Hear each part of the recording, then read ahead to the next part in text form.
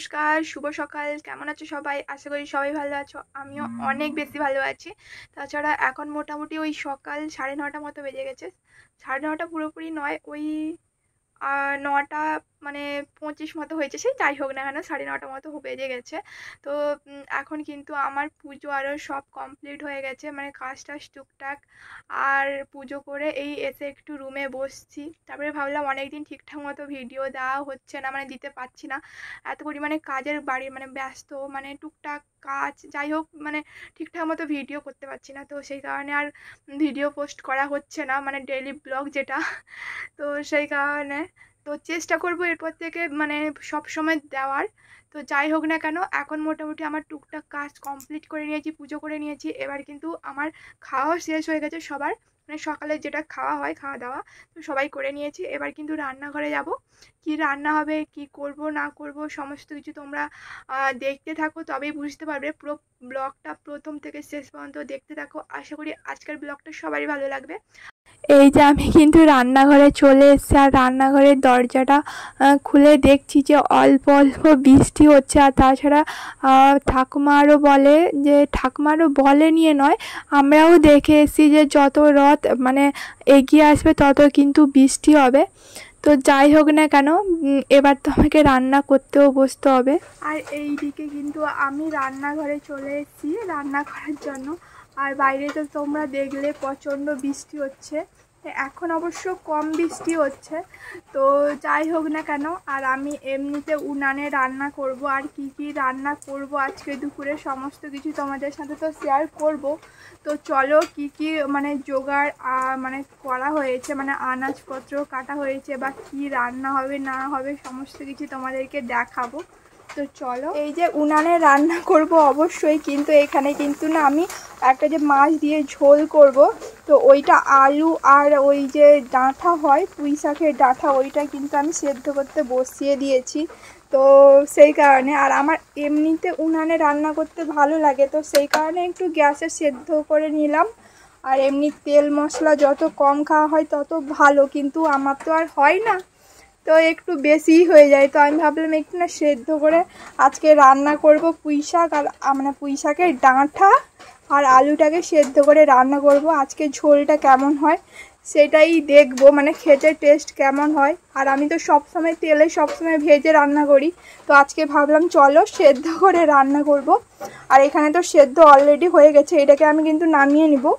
এই যে আমি কড়াই থেকে কিন্তু এইগুলোকে নামিয়ে নিয়েছি, দেখো এই। আর আর এই দিকে কিন্তু কি কি মানে কেটেছি রান্না করার জন্য সমস্ত কিছু তোমাদের সাথে শেয়ার করব। তো এটা হচ্ছে মানে এটাই অল্প একটু ভাজা হবে আলু, আর একটা কুঁদরি ছিল সেটাকেই ভাজা হবে। আর এই দিকে দেখো আমাদের পুকুরে কিন্তু মোরাল মাছ, তো এগুলো কত বড় বড় দেখো, এগুলো কিন্তু আমাদের পুকুরেরই মাছ। সুন্দর লাগছে না? আর খেতেও দারুণ টেস্ট। যাই হোক এটাকে রান্না করব। আর এই দিকেও কিন্তু রান্না মানে মাছ কালকে পুকুরে ধরা হয়েছিল, এটা ফ্রিজে ছিল, তো এটা সকালবেলা মানে ভাজা হয়েছে। আর এই দিকেও দেখো এটা আজকে কিন্তু পুকুরে মাছ ধরা হয়েছে, এই যে এখনই কেটে নিয়ে আসলো মামুনি এটাকে। আর এই যে মোরাল মাছকে আজকে সকালবেলা কিন্তু বাবা এই বৃষ্টিতেও পুকুরে কিন্তু নেমেছিল বাবা, তো এইগুলো কিন্তু ধরেছে। আর এই দিকে কিন্তু এই আনারসের একটা চাটনি হবে, যেহেতু এই মাছটার বীজ বেরিয়েছে, এইগুলো মাছের ডিম, এটাকে বলে ডিম, যাই হোক আমাদের ভাষায় বীজ বলি। তো এইটাকে কিন্তু একটা চাটনি করবো এই আনারস দিয়ে। আর এই যে এখানে এইটা মাছের ঝালে পড়বে, মানে এটাকে ঝাল করব ভাবছি সর্ষে দিয়ে, এই কারণে সর্ষে বাটা হয়ে গেছে। আর ওই দিকে কিন্তু ঝোলের জন্য মশলা করা হয়ে গেছে সমস্ত কিছু। তো এবার কিন্তু রান্না করতে বসবো। আর এইদিকে কিন্তু মামুনি হাঁড়ি কড়াই আরও সমস্ত কিছু ধুয়ে আরও দিয়ে গেছে। চলো রান্না করি। এই যে আমি উনান কিন্তু ধরিয়ে দিয়েছি, আর আমি উনান ধরাতেও পারি। তো তারপরে কিন্তু এইদিকে কিন্তু এই আলু যে কাটা ছিল, তো এটা কিন্তু আমি ভেজে নিব প্রথমে, তারপরে বাকি রান্নাগুলো করব। যেহেতু মাছে মাছে সব তরকারি হবে, এটা আগে যদি না ভাজি তাহলে একটু কড়াইটা গন্ধ করবে, মানে একটু, সেই কারণে এটাকে আগে ভেজে নিচ্ছি। আর অল্প করে ভাজছি এই কারণে, ওই বাবা বলো আর মামনি বলো সেরকম একটা আলু ভাজা খেতে পছন্দ করে না ওনারা, তো সেই কারণে কিন্তু অল্প করে ভাজছি আমি, আর অল্প অল্প করে মামনি আর বাবা খাবে। তো যাই হোক না কেন, আগে আমি রান্না বান্নাটা শেষ করে নিই, তারপরে তোমাদের সাথে দেখা হচ্ছে কি কি রান্না করেছি না করেছি সেগুলো তোমাদের সাথে শেয়ার করব। অবশ্য দুপুরে খাওয়ার সময় আমি শেয়ার করব। তো চলো আগে রান্নাটা আমি কমপ্লিট করে নিই, এমনিতে দেরি হয়ে যাচ্ছে, এমনিতে বেলা হয়ে গেছে অবশ্য, প্রায় 11টা বাজতে যায়, কারণ আজকে একটু লেট হয়ে গেছে সব কিছু। তো যাই হোক, কোনো অসুবিধে নেই, 3জন তো খাই বাড়িতে, 3জনই তো আছি, কারণ আমি, মা আর বাবা। তো তোমরা তো জানোই বাড়িতে আর সেরকম কেউ থাকে না আমাদের ঘরে। তো যাই হোক, আগে রান্না বান্না কমপ্লিট করে তারপরে তোমাদের সাথে কথা হচ্ছে। ঢালবে না তো, এটা পেয়ারা ঢালবে নি, ঢালো।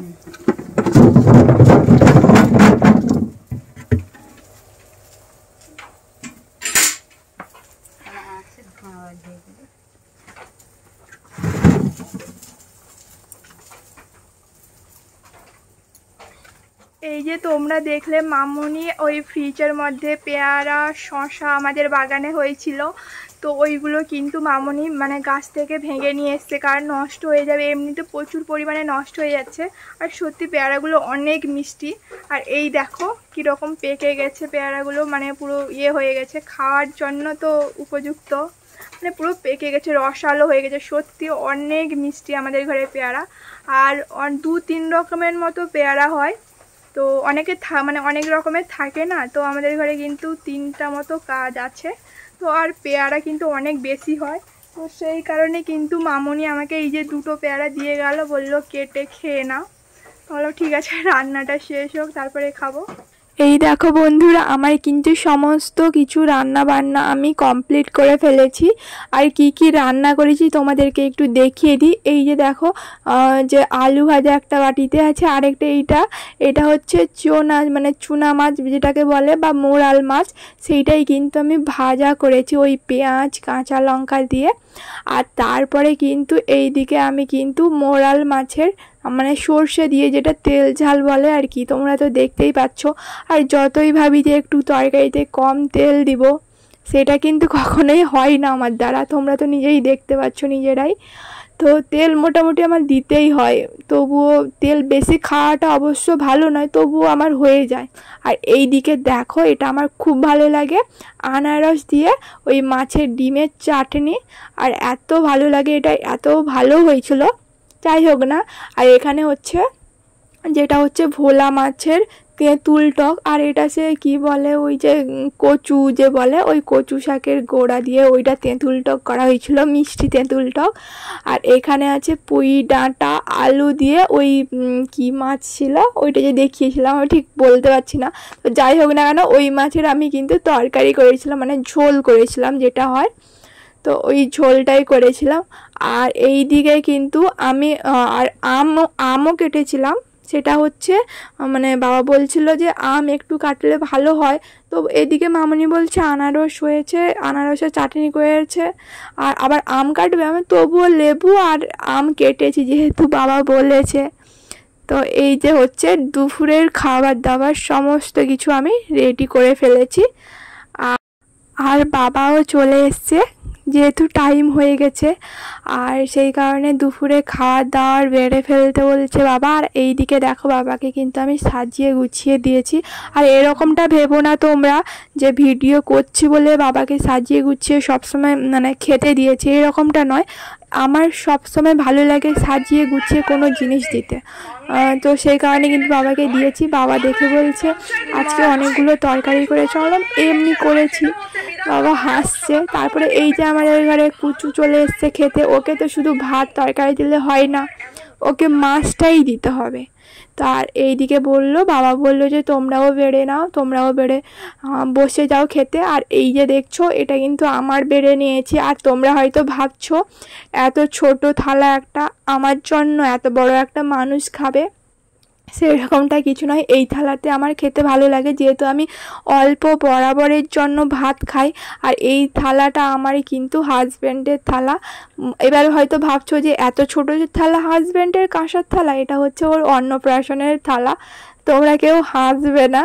তো যাই হোক না কেন, ও যেহেতু বাড়িতে থাকে না, তো সেই কারণে না আমার ওই থালাতে খেতে খুব ভালো লাগে, তার জন্য কিন্তু আমি এই থালাতে সব সময় খাই। আর তারপরে না খাওয়া দাওয়া শেষ করে আমি কিন্তু ওই বিকালের দিকে ঘুমিয়ে গেছিলাম।